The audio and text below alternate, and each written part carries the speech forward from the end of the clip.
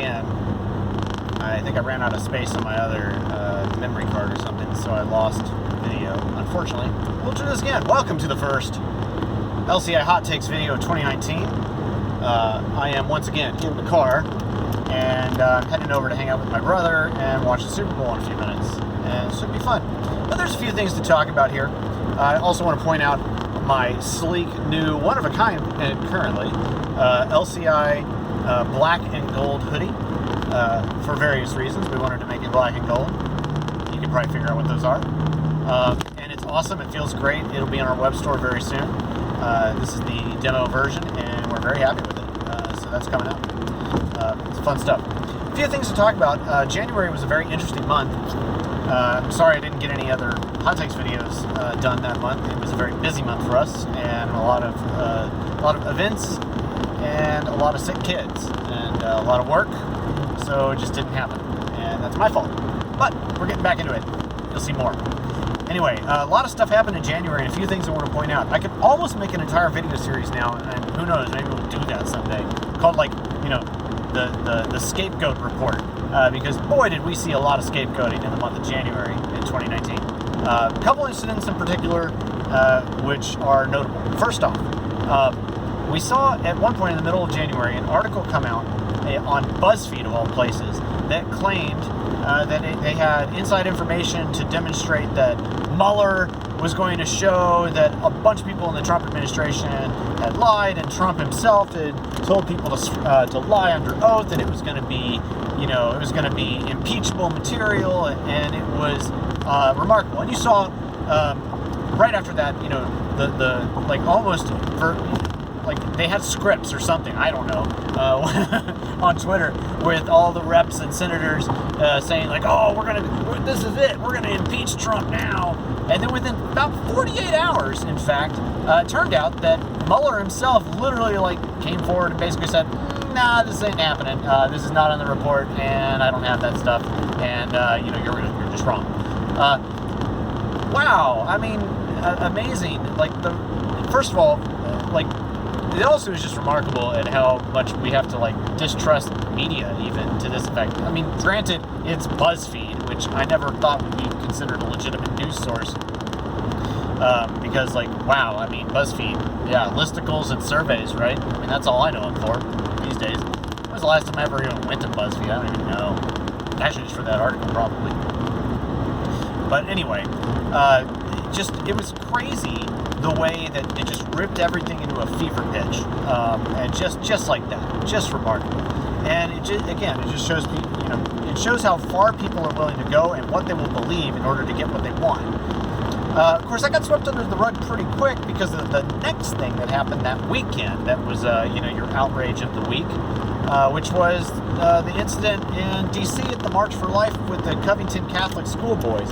I mean, crazy how that ended up going. Because, I mean, think about this for a second. Because what happened, or at least supposedly, according to the news, initially, what we saw was that, you know, you had these kids who were bugging this Native American guy and, you know, chanting, build the wall, and all of this, you know, stuff, and basically being, you know, rude and disorderly and whatnot. And then you had, you know, that picture of the kid with the MAGA hat and you know, kind of just standing, you know, in front of the Native American gentleman.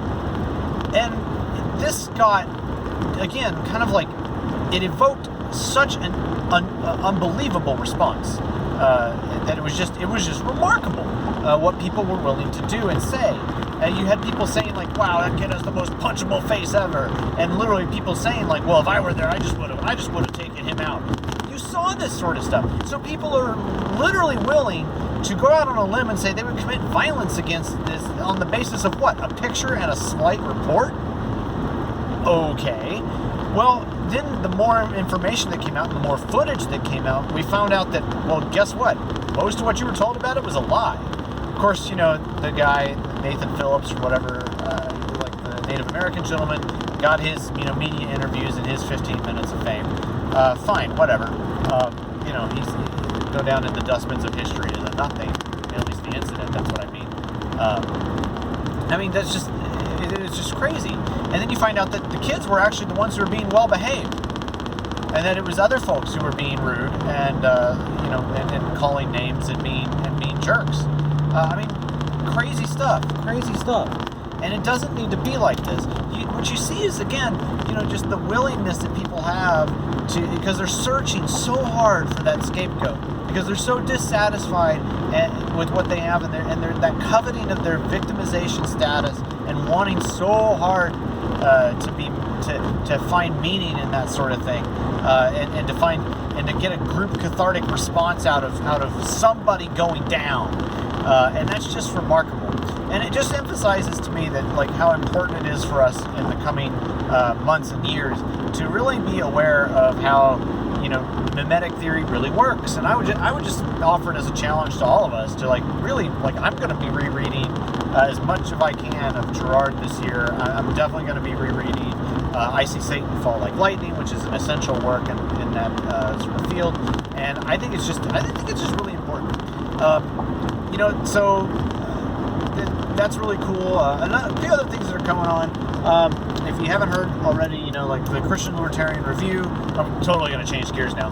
The Christian Libertarian Review is coming out with Volume 2 this year. We're doing our best also to get Volume 1 into the hands of a bunch of Christian colleges and universities and whatnot.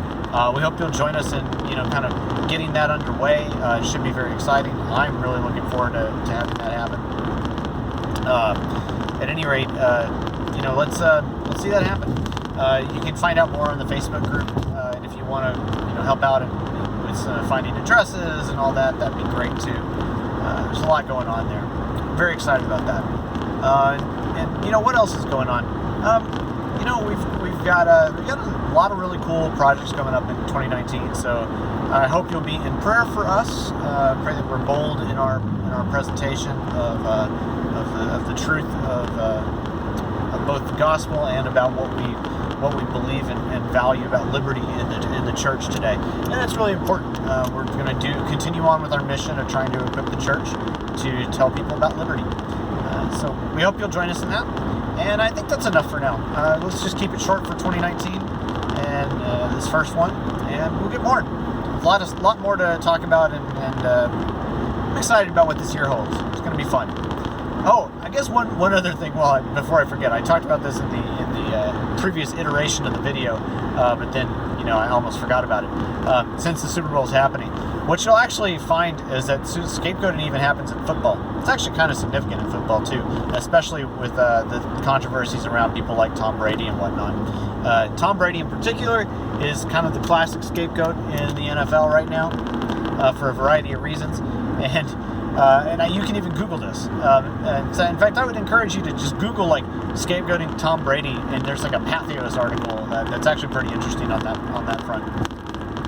And also, Rod Dreher wrote an article about the Covington Catholic schoolboys and scapegoating, which is excellent, by the way. And so I would definitely check that one out as well. With that, I'm going to call it good. You guys have a good time and enjoy the Super Bowl. Talk to you soon. Bye.